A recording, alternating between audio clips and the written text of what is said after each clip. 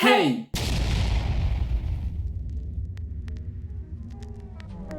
L'année dernière, en septembre, on s'était lancé un pari, celui de réussir sur YouTube.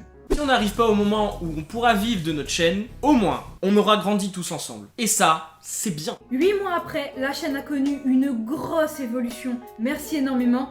Mais malheureusement, cette évolution n'est pas suffisante pour en vivre. Ce qui nous amène à un problème, on va avoir besoin de moyens financiers pour vivre à un moment donné. À un moment donné. Les années sabbatiques, c'est bien. L'argent, c'est mieux. On se retrouve donc aujourd'hui pour une vidéo qu'on n'a pas faite depuis longtemps. C'est la Panda Factory et aujourd'hui... On se retrouve pour une Pandactu. Ah, au passage, je m'excuse, je suis un peu fatigué, je me sens pas très bien. Le temps se rafraîchit là, ouais, donc le la temps se grippe rafraîchit arrive. et, Non, la grippe arrive Non, la pas. grippe arrive partout, pas sur nous. Mais voilà quoi, je suis pas... Oh, bon. Comme vous le savez déjà, on a lancé un petit projet récemment, le mois dernier même. On a décidé d'essayer au maximum de devenir mangaka avant septembre. Au départ, l'histoire qu'on veut raconter, c'était une histoire qu'on avait écrite pour faire un webcomic. Mais à cause de l'évolution un peu trop lente de la chaîne YouTube, on est obligé de passer par le système traditionnel pour pouvoir avoir un contrat, pour pouvoir avoir de l'argent en fait. Enfin, on aimerait. Ouais, clairement, bah oui. C'est bien Oui, l'argent. ce serait...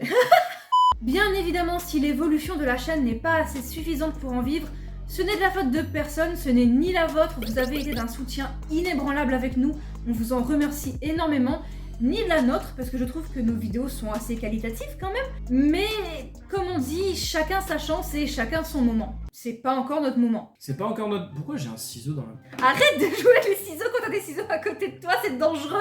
Ne jouez pas avec les ciseaux chez vous. Bref, c'est pas encore notre moment, mais on va y arriver, on le sait, on le sent, et de toute façon, on n'arrêtera pas tant qu'on n'y a pas... Non. Voilà, on va pas arrêter, ok? Vous allez voir nos têtes encore pendant longtemps. Bon, on a parlé un peu du manga, et si vous voulez plus d'informations, dans le i juste ici, vous avez toutes les informations, parce que en fait, vous avez la série. Voilà, donc allez voir la série si vous connaissez pas. Et comme je disais juste avant, on va pas s'arrêter, mais par contre, on risque d'être un peu moins présent à partir de septembre.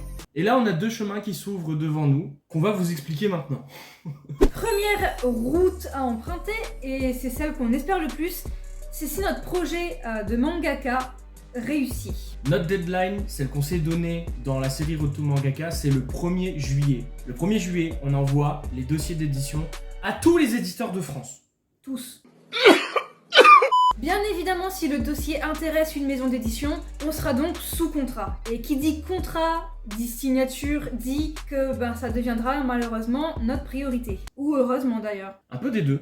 Un peu des deux. Et on va vous dire pourquoi. En gros, comme on sera sous contrat, on n'aura pas le droit de montrer comme on veut l'histoire qu'on va vous raconter dans le manga. Ce qui est évident. Ce qui est évident, parce que sinon ça sert à rien de vendre un manga si c'est pour le donner gratuitement sur internet. Le problème que ça apporte en fait, c'est que il est possible qu'on n'ait pas le temps d'avoir des sujets de vidéo en travaillant sur le manga. Sachant que notre implication pour le manga deviendra donc, comme je l'ai dit, prioritaire sur la chaîne YouTube. Donc si on n'a pas de vidéo, on n'aura pas de vidéo, tant pis. Dans le meilleur des cas, dans notre contrat, on arrive à négocier le fait qu'on puisse teaser le manga sur notre chaîne YouTube. Et même, le meilleur des cas, c'est qu'on soit en collaboration avec l'éditeur par rapport à notre chaîne YouTube. Ça serait le top du top. Ça voudrait dire qu'on pourrait continuer la chaîne YouTube en vous proposant des vidéos sur notre vie de mangaka, tout en étant en partenariat pendant le temps du contrat avec la maison d'édition. C'est bon pour vous?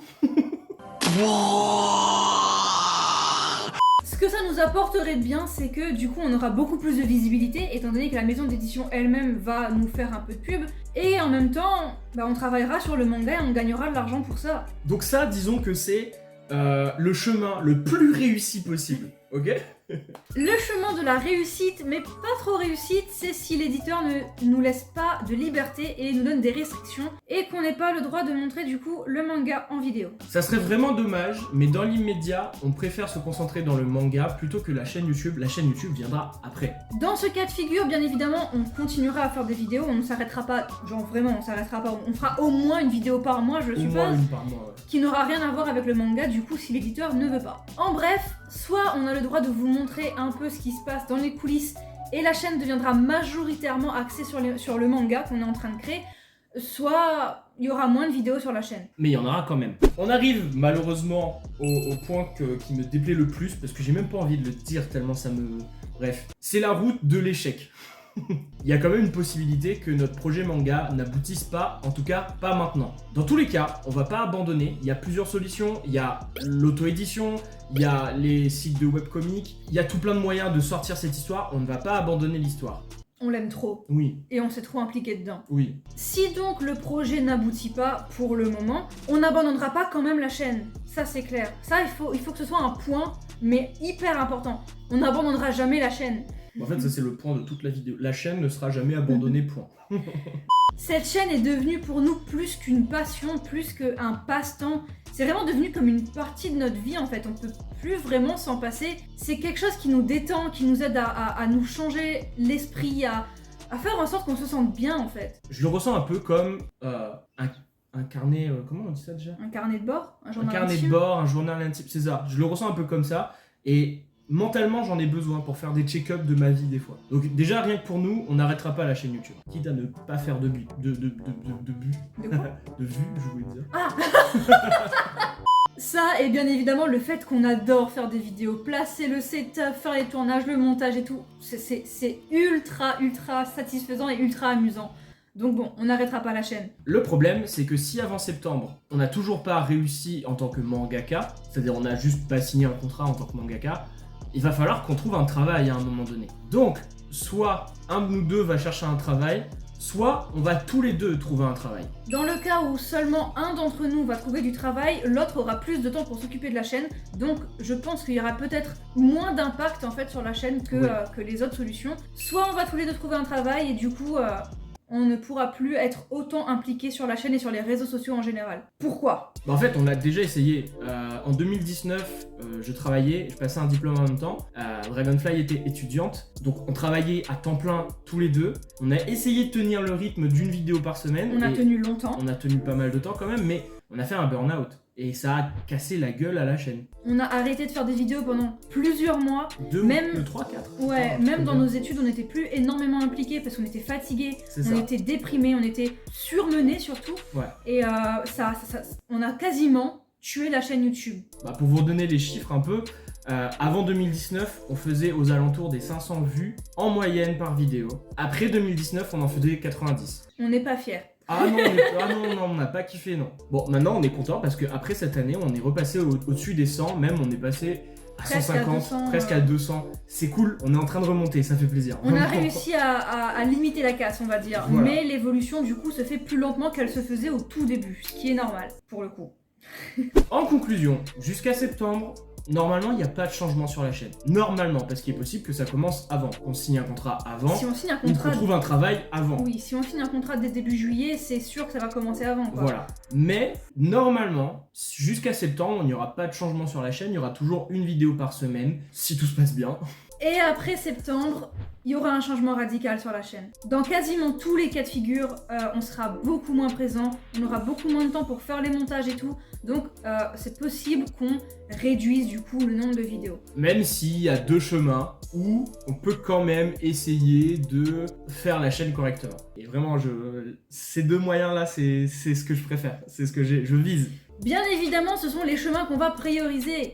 Si on peut faire autrement que d'abandonner un peu la chaîne, de la mettre un peu de côté, on le fera. On aime trop la chaîne, on n'a pas envie de vous quitter, on n'a pas envie de quitter tout ça, et on n'a pas envie que la chaîne se casse la gueule comme elle l'a fait en 2019. Mais voilà, dans ce cas-là, on essaiera de prioriser les chemins qui feront que on fera le plus de vidéos possible. Mais ça risque de pas être facile. Ah non, mais oui, non, mais rien n'est facile dans la vie après. C'était pas une vidéo facile. Non. Elle est pas longue, mais c'est pas une vidéo facile parce que c'est une énorme prise de décision pour la chaîne et pour nos vies personnelles. Et en vrai de vrai, j'aurais aimé ne jamais faire cette vidéo. Mais bon, voilà, à un moment, il faut le faire. La Panda Factory, ça doit être transparent. Voilà. C'est ce qu'on fait depuis le début et on n'arrêtera pas de le faire. Dans tous les cas, retenez bien le plus important dans l'histoire. Peu importe ce qui se passe, même s'il y a moins de vidéos, on n'arrêtera pas cette chaîne YouTube. sauf si vraiment on fait plus de vues. Là, on changera de chaîne YouTube, mais on Mais on n'arrêtera pas. n'arrêtera pas YouTube. Non, ça c'est mort. Le mot abandon ne fait pas partie du vocabulaire de la Panda Factory. Ça n'a jamais fait partie de notre vie tout court. Depuis qu'on est enfant, on est tellement butés que même nos parents en ont marre de nous. Donc oui, on restera sur YouTube. N'en déplaise à ceux qui dislike les vidéos, là, on vous voit. On sait que vous aimez, oh là là. Oh, stop it. Bref, dans tous les cas, c'était la Panda Factory, Dragonfly et Pandatomic, et on se retrouve la prochaine fois pour de nouvelles aventures. Out. C'était militaire, ce out. Pas d'armée ou pas? J'ai fait la musique et les autres.